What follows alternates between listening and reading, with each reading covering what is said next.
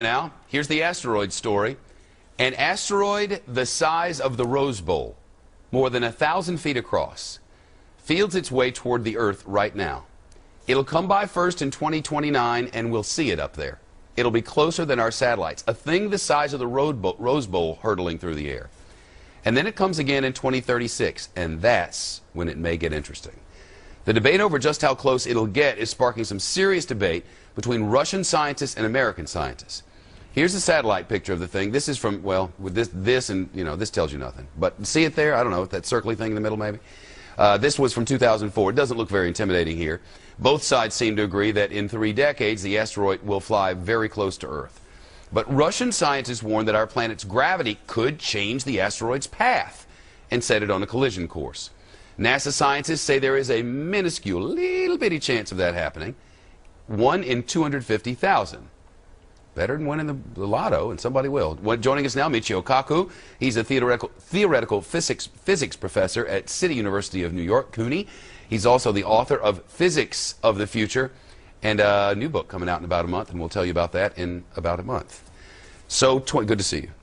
2029, it flies by underneath the satellites. That's right. Mark it on your calendar. Friday the 13th, April 2036. Well, that's the second pass. On the second pass, right? The first pass, like you said, it comes right underneath our satellites. You can actually see it whizzing right overhead. Wow. And on the second pass, it might actually be a nation buster. It'll take out Germany. It'll take out France, England. Not England. Right. Or the entire northeast of the United States. Careful. It'll hit with the force of 100,000 Hiroshima bombs. Really? If it hits? If it hits, right. It's a catastrophe beyond human comprehension. And the head of the Russian Space Agency has said that the Russian scientists should think of some ways of deflecting it or handling this menace in 2036. What are we going to do? Shoot it with a laser? Well, everyone thinks we'll send Bruce Willis out there with the space shuttle.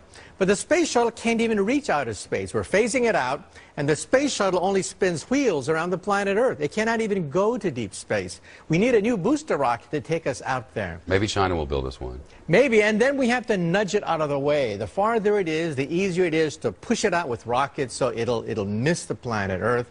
But it's something that we have to take seriously. This is the first major threat from a giant meteor or asteroid. Were it to hit us, do we know what it would do to our rotation around the sun and the spinning on the axis? Well, it will definitely affect the rotation of the Earth as it goes around the sun. The immediate impact would be a gigantic shock wave going out maybe 50 to 100 miles, then firestorms going out to hundreds of miles beyond that. Firestorms. And then meteorites raining back down on the planet Earth. So the devastation would be on the order of 500 to 1,000 miles. Think of a bullseye containing half the United States. That's the potential impact. And again, it's a very tiny probability, but we're watching it very carefully. Because the thinking among some of these Russian scientists is that the first time it passes, the gravitational pull of the Earth could pull it closer, and then on the second pass in 2036, the wild card is also the atmospheric disturbances. It's going to come right to the outskirts of our own atmosphere. Friction is going to take place, and that's unpredictable. We simply don't know how it's going to react as it whizzes through the atmosphere of the Earth, and that could affect the second pass, and that's why we're keeping our fingers crossed in 2036. 2 sets of fingers crossed. But isn't the world ending in 2012? The Mayan calendar seems to indicate. Well, if you look at the Mayan calendar, it actually says that it's cyclical, and we could be witnessing a rebirth. We should be celebrating then. And personally, I hope to be around in 2013. So don't sell the store, don't get divorced, don't ruin your life in 2012. All right, I'm sure some people will. News from the future. 2012 is going to be weird. It's great to see you. I'll see you in a month for that new book, right? Right, Physics of the Future, about the next 50 to 100 years. I can't wait. You interviewed 300 scientists.